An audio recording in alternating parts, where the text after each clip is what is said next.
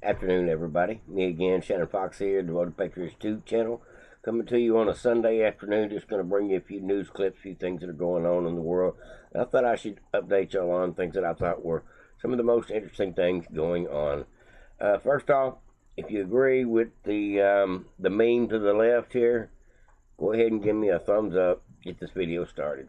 It says, I got a fever and the only prescription is more corrupt judges being arrested. That's what I'm looking forward to. I hope we find a way to marginalize these corrupt judges to where they don't have, because a lot of them probably don't have jurisdictional power, being district judges and federal judges on state level. A lot of these judges probably don't have the jurisdiction to control anything outside their little purview.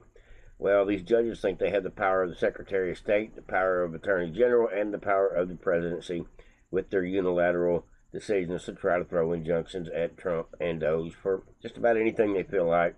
A bunch of left-wing lunatics, but hopefully we're going to get some of that stopped with some legislation that is being built in the House and the Senate right now. Both chambers of GOP have got members like Loudermilk and a few other ones. Tommy Tuberville, making sure that we hold these corrupt judges in check. We're going to try to build bills to make impeaching them possible if they are doing a weaponization job versus an unbiased wrangling of the whole situation. These corrupt left-wing judges, they stick out like a sore thumb, and we need to do something about it. Otherwise, they're going to basically prevent Trump from being able to do what we 80 million people elected him to do. So, there was a ruling yesterday that said that it was a federal court ruling in the appeals court that ruled that because of the lack of jurisdiction, Trump could continue to have these people not come back to work at one of these organizations where they canceled all the employees, another wasteful, useless organization like, I think it was called the VOA. It's the Voice of America. It's a radio station for international American news on the international level. And we had a lot of lefties over there getting paid to do absolutely nothing. A lot of them were stay-at-home workers. And Trump canned them all, and in the end, over jurisdictional authority, it's the way it should be with all these left-wing judge cases, he doesn't have the purview to rein or wrangle in any kind of policy from that one particular position. And that's what we need to hear from the Supreme Court, and that will stop half of these cases just right off the bat. Now, folks, this here I thought was a great video to start the day. We'll go ahead and, if you don't know, Trump was on Meet the Press with Kristen Welker, that nasty little Democrat, pretty sadistic person. I don't like her at all, but Trump seems to know how to handle her just fine. All right, folks, let's go ahead and get into it. This is one of the better clips of Trump taking her to the mat. And you know what I can't name? I can't name one Democrat. I mean, I look at the Democrats, they're in total disarray. They have a new person named Crockett. I watched her speak the other day. She's definitely a low IQ person. And they said, she's the future of the party. I said, you have to be kidding. I don't know what they're going to do. And I really believe in a two-party system. Because it's good to be challenged. It's really good to have a two-party. You know, it's good. Being challenged is okay. It keeps you sharp. I don't know what they're going to do. They have nobody. Bernie's 87 years old or something. And you know, Biden is the worst thing that ever happened to old people because he was grossly incompetent. And I think maybe for artificial reasons, you know, he had operations and things. So maybe that's an artificial. But I know people that are unbelievably sharp and they're older than 87. But I watch Bernie Sanders. He's a nut job, but he's still sharp. He's sharp as he's the same guy he was. He hasn't gone down, but Biden is really, he's the worst thing to happen to old people.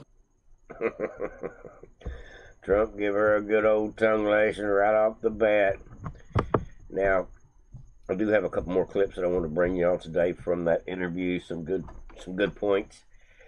says when Trump was asked about his successor, who would run in 2028, his first and foremost name was J.D. Vance, of course.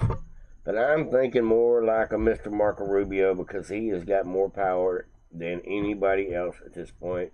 He is, I would say Elon Musk and Marco Rubio are the people, and Scott Bessent are some of the people that are the tightest with Trump and would probably be great to do the job, with the exception Elon can't because he's not an American citizen. But it's going to be one of those type guys. I'm going to say Marco Rubio, maybe Vance. We will have to see.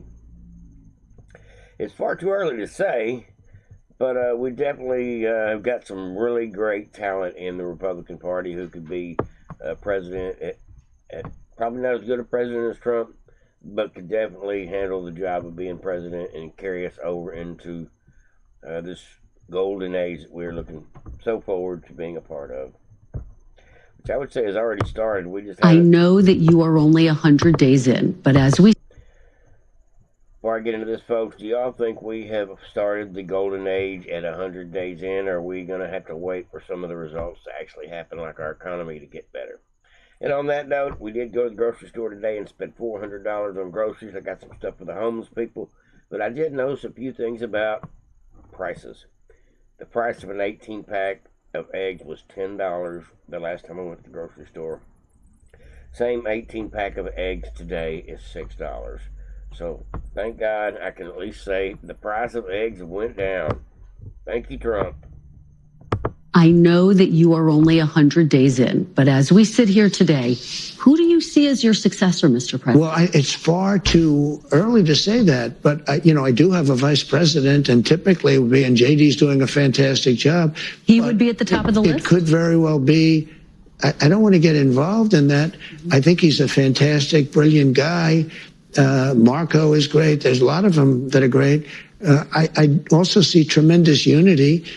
But certainly you would say that somebody's the VP. If that person is outstanding, I guess that person would have an advantage. But I think the other people would all stay in unbelievably high positions. But, it could be that he'd be challenged by somebody. We have a lot of good people in this party. I know that you are only 100 days in. So it ain't Trump to say, okay, I would throw my endorsement towards somebody. But that's not necessarily going to be the winning ticket because of the fact we have so many good choices. Maybe somebody would contest, say Marco Rubio would try to go against J.D. Vance, and then the party would have to decide who they were going to back, whether it be Trump's endorsement or the one the American people trust the most. But I do believe that Trump's endorsement is worth a ton. But I think it is more of a, at this point, 3 months in, Marco Rubio is the man of the hour. It says Marco Rubio holds 4 key posts, including one of the most critical posts being Secretary of State. It says Marco Rubio now holds 4 key positions in Trump's administration. Secretary of State, which he hired on for, is now National Security Advisor due to the fact that they just moved the National Security Advisor to a different position. When they took down USAID and fired the main guy at USAID after Doge came in there, somebody had to come in until they decided what they're going to do with the agency. Needed a figurehead, and so Marco Rubio said, I wear many hats. You can throw me another hat. And he is also, I didn't know this,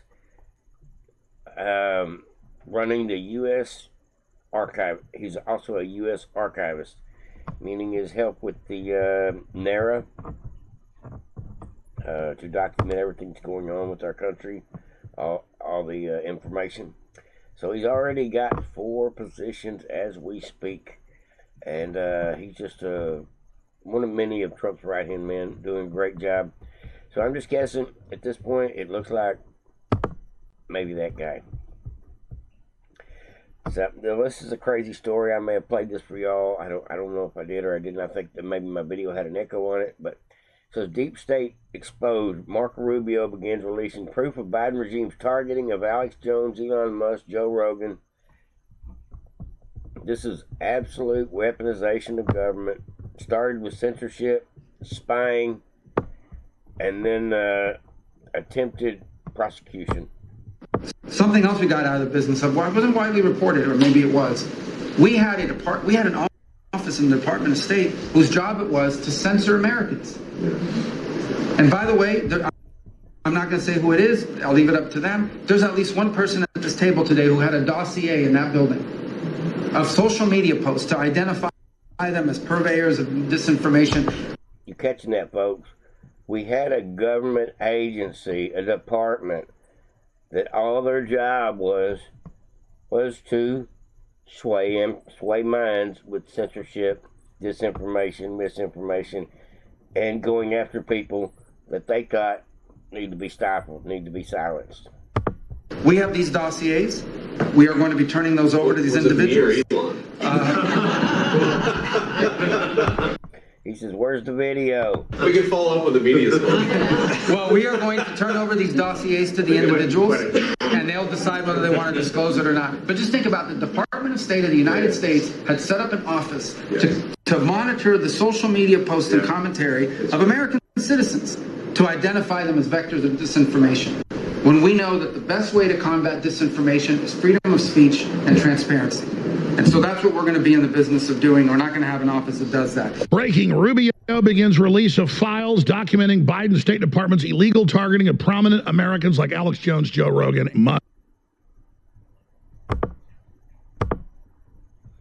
All right, folks. You're welcome to go watch this. I actually reposted it, so it is over on my full channel. It's Alex Jones gets deep in the woods on this one. It's about 50 minutes long. You're welcome to come over here and repost it, watch it, or come over here and just give me a heart or a comment. Let me know you're watching. This is definitely a very interesting story. It seems like Marco Rubio is right in the thicket of all this stuff going on.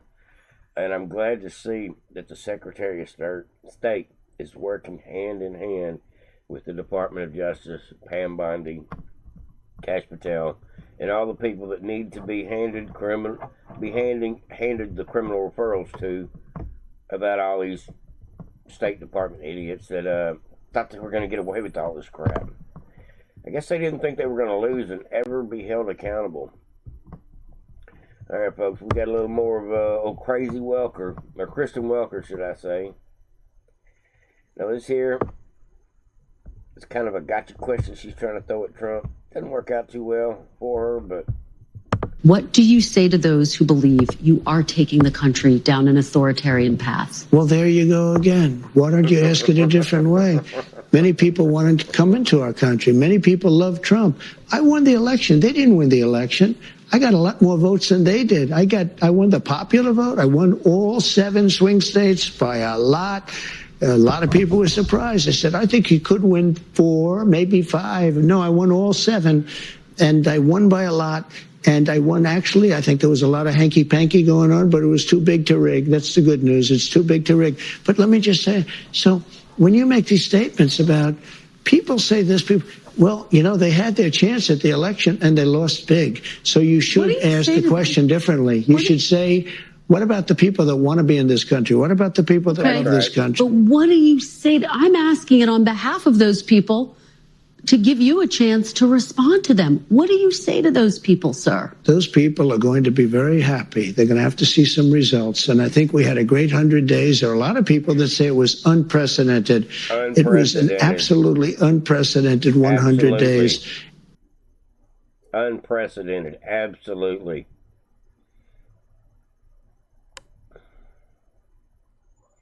And this thing wants to spool on me. It always goes that way when I'm doing a video. All right, folks, there's no doubt about it. What has transpired, Trump is letting this crazy lady have it. And I hope that they're going to be right. All right, folks, let's get back into just a little more of this interview. Oh, nope, we're past the interview. We are at another Democrat leaves the Democrat Party for real. Says, I'm leaving the party. The party of paid protest, purple hair, and pronouns. Former L.A. County Sheriff roasts Democrat Party as he announces a switch to the GOP. Now, this is a really not very good audio on this. But this guy says, today I'm ending my 44 year as a registered Democrat and joining the GOP. Time to make California purple again. As of today, if you have cameras, get them rolling. Share this on social media. As of today, I'm leaving the party of paid protests, purple hair, and pronouns.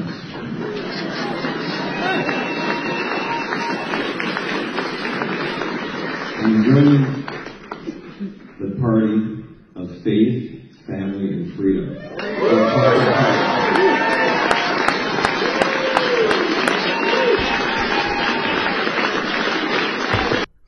He's moving over to the party of faith, family, and freedom. He is now a full-fledged Republican. I love it. I love it. We got another one, folks. And it's going to happen more and more as we get closer to the 2026 election. People are going to have to draw a line in the sand, decide they're not going to go vote. They're going to switch party affiliations, register as a Republican instead, or just stay out of it altogether. Who really knows? But I don't think the results that the Democrats want are going to be available for them in 2026. I think their party won't show up for the most part, and some of their party will show up to vote Republican. That's what's really going on. All right, folks. Now, I don't know what happened here. This is not the video I was looking for. Sometimes me bouncing around, I lose my place. I'm sure we've all done it.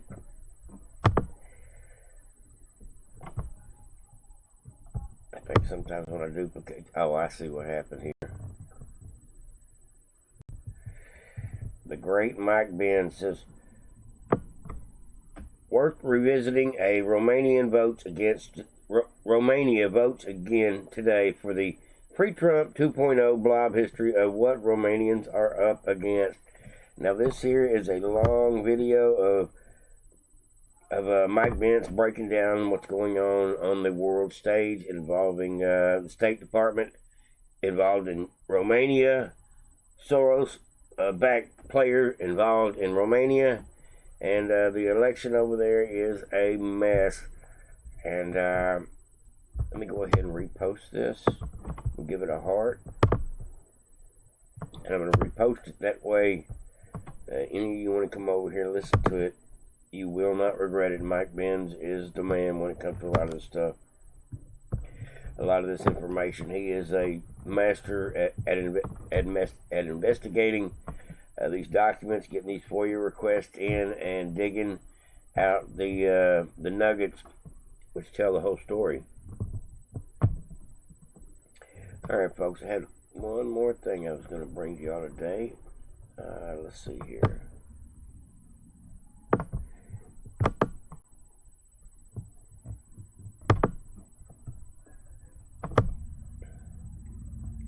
You are. Amen. So, just quick review, understanding God's mercy. We talked about it. We need to understand Psalm 86, 3-5. I had you write that in the notes, that God is a good God and quick to forgive. He's quick to forgive. He's not quick to show anger. He's quick to forgive. And I agree with that wholeheartedly. That is my preacher, Romero Pena. I listened to him earlier. That popped up, so that's just fine with me. That's actually a really good message. We need to be, God is quick to forgive. Us, not so much. It's not in our nature to forgive. We have to ask God to actually put that on our hearts, because we're very, it's not natural to be a forgiving person, I don't think. And when it comes to these Democrats, these crazy lunatics that are trying to destroy our country, destroy Donald Trump, lock people up, keep people locked up, create wars, traffic people into this country, promote promote the fentanyl crisis, and 100 other horrible things that have been happening to our country, which is kneecapping our free will. All this stuff needs to be dealt with, including these crooked ass judges. And I think it will come, but we're in We are in the battle now, folks. It is happening. People like Elon Musk that are pulling back from Doge, people worried about that, thinking, oh no, did he back out because he's scared because of the fire bombings of the vehicles and all that stuff? No. Elon Musk has now got that thing running, Doge running like a well-oiled machine, and there's no reason for him to be there on a day-to-day operation anymore. He's been doing 24/7 at the White House to get Doge up to where it needed to be, to where his 100-man team, 150-man team of geniuses can actually come in, delegate authority, clean up these three-lettered agencies, come in, fix the problem, fire people, whatever needs to be done. Elon Musk is not going anywhere, but he's not going to spend 100% of his time involved with Doge because he's got to take care of his business as well, which we all understand that. But as far as I'm concerned, he is a patron saint, a patriot, and a great man, for a good Samaritan, for loving his country enough to buy Twitter for free speech and be willing to spend 24 hours a day for the last several months building a team of people that are going to help fix one of the many problems our government has, including robbing the American people blind.